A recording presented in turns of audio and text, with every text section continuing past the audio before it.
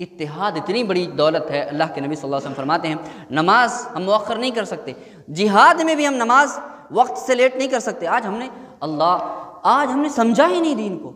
جہاد جیسے مارکے میں آپ جہاد کرنے کس لیے جاتا ہے آدمی؟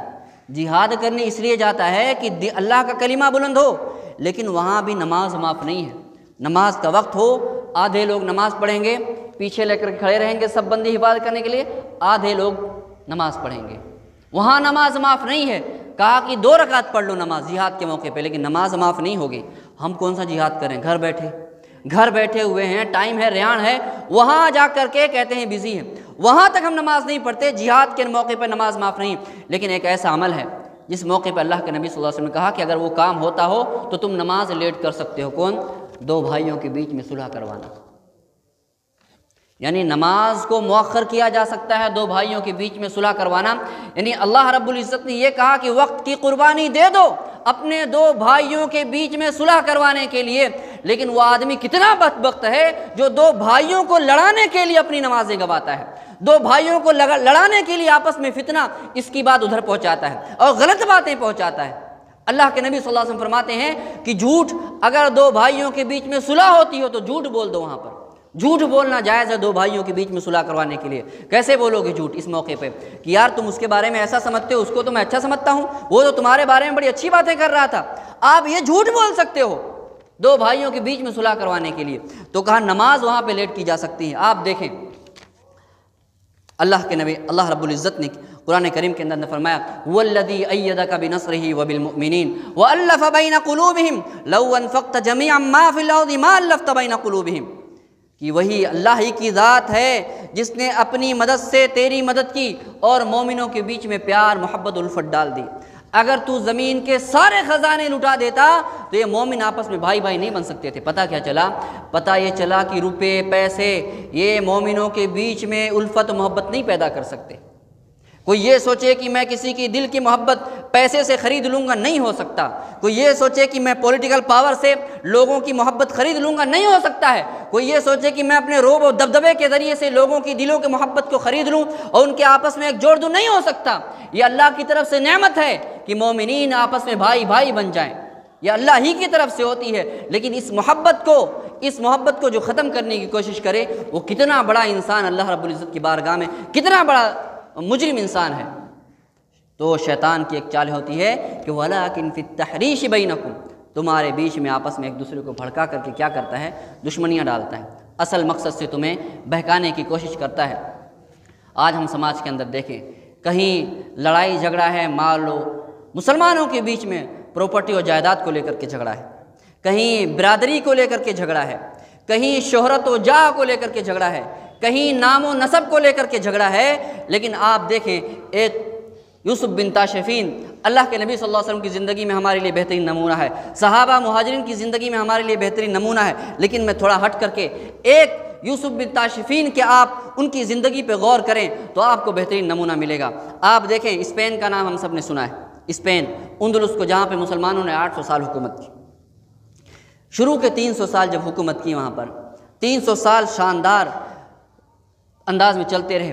اسپین کی حکومتیں ایسی تھیں کہ دنیا بھر کے لوگ وہاں ٹور کرنے جایا کرتے تھے، زیارت کرنا جایا. کہتے ہیں کہ قرطبہ کے اندر قرطبہ کی گلیوں کو اسپین کے بادشاہوں نے مسلم بادشاہوں نے ایسا سجایا تھا کہ رات کو یہاں سے لے قرطبہ شہر سے لے کے 10 کلومیٹر گاؤں کے باہر تک رات کو لالٹین جلا کرتی تھی، رات بھر جلا کرتی تھی.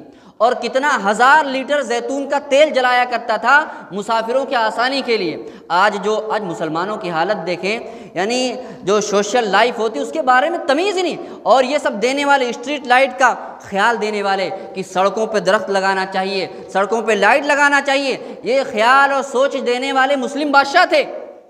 اب قرطبہ کے اندر جا کر کے دیکھیں، قرطبہ کے اندر کہتے ہیں کہ قرطبہ سے باہر نکلنے کے بعد 10 کلومیٹر تک اسٹریٹ لائٹیں لگی ہوئی تھیں. اس زمانے میں کون سی لائٹیں تھیں؟ فانوس جلا کر کے، لالٹین جلا کر کے 10 کلومیٹر تک، یعنی رات کو اگر مسافر سفر کرے تو اس کو دقت نہ ہو. قرطبہ کی شاہراہ روشن ہوا کرتی تھی، رات کو بھی اس زمانے میں روشن ہوا کرتی تھی. تو اور جامع مسجد ایسی بنائی گئی، آپ بھی آج جا کر کے دیکھیں تو دنیا حیران ہو کر کے دیکھتی کہ ایسی مسجد کیسے بنائی گئی. 1200 سال پہلے، 1000 سال پہلے کیسے بنائے گی؟ پل بنائے گئے، اتنے شاندار پل بنائے گئے کہ آج بھی گاڑیاں چلتی ہیں، ٹوٹا نہیں، اس کے اندر کوئی مرمت کی ضرورت نہیں پڑی۔ ہمارے یہاں پل بنتے ہیں 50 دن، 1 سال کے اندر روڈ بنتے ہیں، سال بھر کے اندر ٹوٹ جاتے ہیں۔ اس زمانے میں جو روڈ بنائے گئے آج تک مرمت کی ضرورت نہیں پڑی۔ اتنی ہائی کوالٹی کی ٹیکنالوجی مسلمانوں نے استعمال کی، لیکن یہ ساری کی ساری چیزیں دھری کی دھری رہ گئیں، اور یہ ساری کی ساری چیزیں ہم سے چھین لی گئیں جب مسلمانوں نے آپس میں اختلاف کیا۔ کیسے ہوا؟ ایک حکومت تھی، ایک نام، ایک بادشاہ کے نیچے، ایک خلیفہ کے نیچے زندگی گزاری انہوں نے۔ تب کیا ہوا؟ اللہ نے دنیا کی دولتوں سے نوازا۔ اس کے بعد کیا ہوا؟ یہ لوگ لڑتے لڑتے ایک حکومت کو 20 حصوں میں تقسیم کر دیا، 20 حکومتیں ہو گئی۔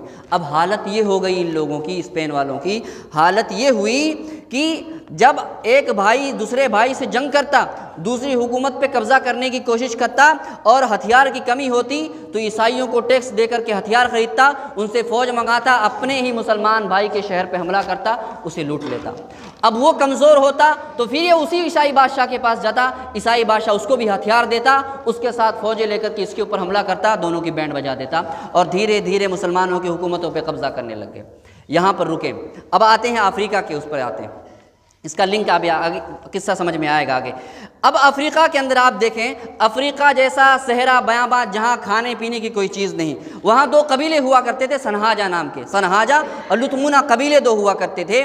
یہ قبیلے آپس میں اوپر تو بھائی بھائی تھے، لیکن نیچے الگ ہو گئے۔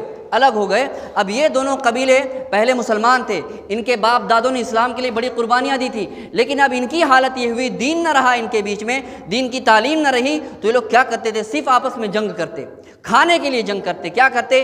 ایک اس قبیلے والے اچانک سے اس قبیلے، یہ سب کیا ہے؟ مسلمان ہیں سارے کے سارے، اس قبیلے والے اس قبیلے والے پر، اس کٹمب والے پر حملہ کرتے، سارا مال و دولت لوٹ کر کے آ جاتے، کچھ لوگوں کو ادھر سے مار کے آتے۔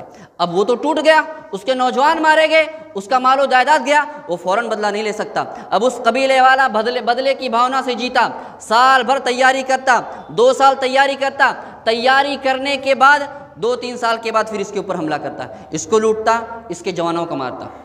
لیکن اس سنہاجہ قبیلے کے اندر ایک شخص تھا جس کا نام تھا یوسف بن تاشفین۔ کون؟ یوسف بن تاشفین اسلامی تاریخ کا بہت بڑا ہیرو ہے۔ آپ نے اس کی تاریخ آپ پڑھیں، آج افسوس کی بات، ہم ہیرو کا نام لیتے ہیں تو کیسا ہمارے چہروں، ہمارے ذہن و دماغ میں ناچنے گانے والے آتے ہیں۔ ہم مدرسوں میں جاتے ہیں، کہیں اتفاق ہوتا ہے، یہیں کچھ کی بات ہے اور الگ الگ جگہوں پہ ہم پوچھتے ہیں کہ آپ کا بچوں بتاؤ کہ آپ کا فیورٹ ہیرو کون ہے، ان سے پوچھو تو بچے شرم سے منہ پہ ہاتھ رکھتے ہیں، بچیاں شرم سے منہ پہ ہاتھ رکھتی ہیں کہ ارے مولانا ہیرو کے بارے میں کیسے پوچھ رہے۔ اب میں ہیرو کہوں تو آپ کے دماغ میں یہ ناچنے گانے والے کیوں آئیں؟ یہ ناچنے گانے والے جن کے یہ ہیرو کب بنتے ہیں؟ جب ان کے میک اپ مین الگ ہوتا ہے، ان کو ڈائلاگ لکھنے والے الگ ہوتے ہیں، ان کے پیچھے کیمرہ لے کر دوڑنے والے الگ ہوتے ہیں، ان کا کپڑا سلیکٹ کرنے والے لوگ الگ ہوتے ہیں، ان کا جوتا سلیکٹ کرنے والے لوگ الگ ہوتے ہیں، ان کے چہروں پہ ملیا، ان کے چہروں پہ کلو کھن میک اپ کرنے والے لوگ الگ ہوتے ہیں۔ 10 لوگ مل کر کے 10 دماغ ملتا ہے تب جا کے یہ ہیرو یا ہیروئن بنتی ہیں۔ ان کو آپ ہیرو مانتے ہو، ناچنے گانے والے، یہ آپ کے رول ماڈل ہیں۔ اور ایک نوجوان جس کے کمائی دھندے کے واندے ہیں، وہ نکلتا ہے ہیرو بننے کی کوشش کرتا ہے۔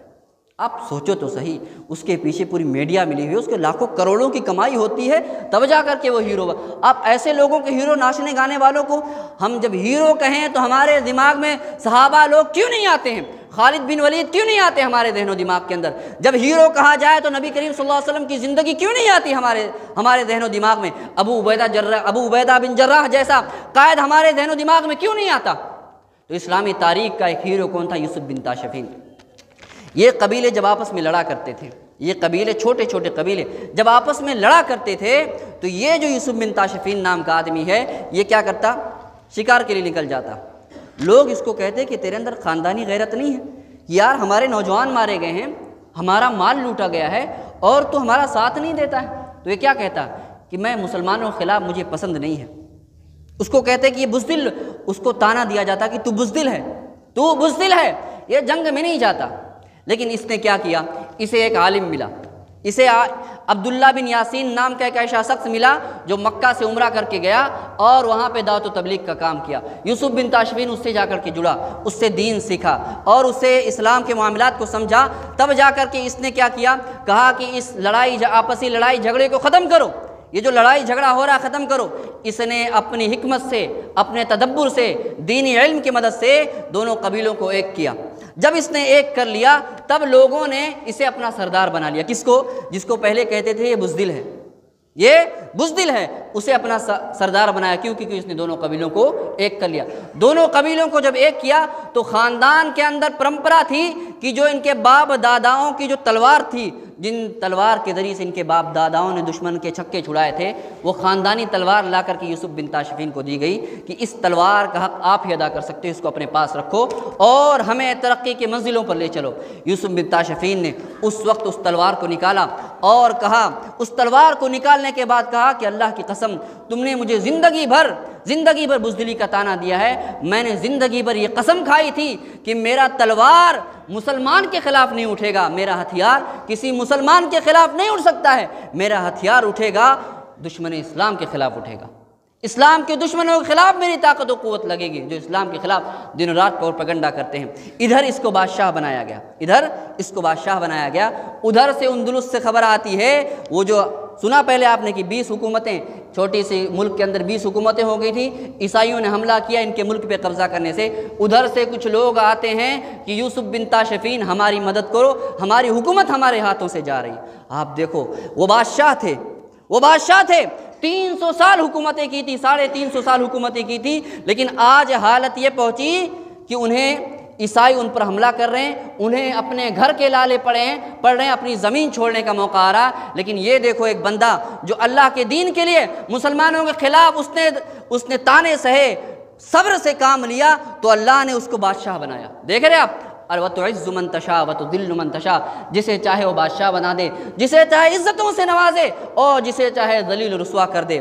وَتِلْكَ الْأَيَّامُ نُدَاوِلُهَا بَيْنَ النَّاسِ، یہ تو اللہ کے ایام ہیں، یہ ایام ہمارے اور آپ کے نہیں ہیں، یہ اللہ کے ایام ہیں، جسے آج چاہے عزتوں سے نواز دے اور کل کو اسے ذلیل و رسوا کر دے۔ وہ یوسف بن تاشفین جسے لوگ طعنہ دیا کرتے تھے، کہتے تھے بزدل ہے، تو ہمارے خاندان و قبیلے کے لیے نہیں لڑتا ہے، لیکن اسے بادشاہ بنایا گیا، اور اس بادشاہ کے پاس اس بادشاہ سے فریاد آتی ہے کہ آج ہماری مدد کو آؤ، ہمیں ہمارے ملکوں سے لوٹ نکالا جا رہا ہے۔ یہ یوسف بن تاشفین اپنے 12,000 لشکر کو سمندر پار لے کر کے جاتا ہے، وہاں عیسائیوں کے لشکروں سے ان کے ملک میں جا کر کے لڑتا ہے، 60,000 لشکر کو ہراتا ہے اور کہتا ہے اللہ کی قسم میں نے اسی دن کے لیے اپنی تلوار کو خون سے پاک رکھا تھا، اس تلوار سے کسی کی سب سے پہلے گردن کٹے گی تو اللہ کے دشمنوں کو کٹے گی۔ تو ایام ایسے نہیں آتے لوگوں۔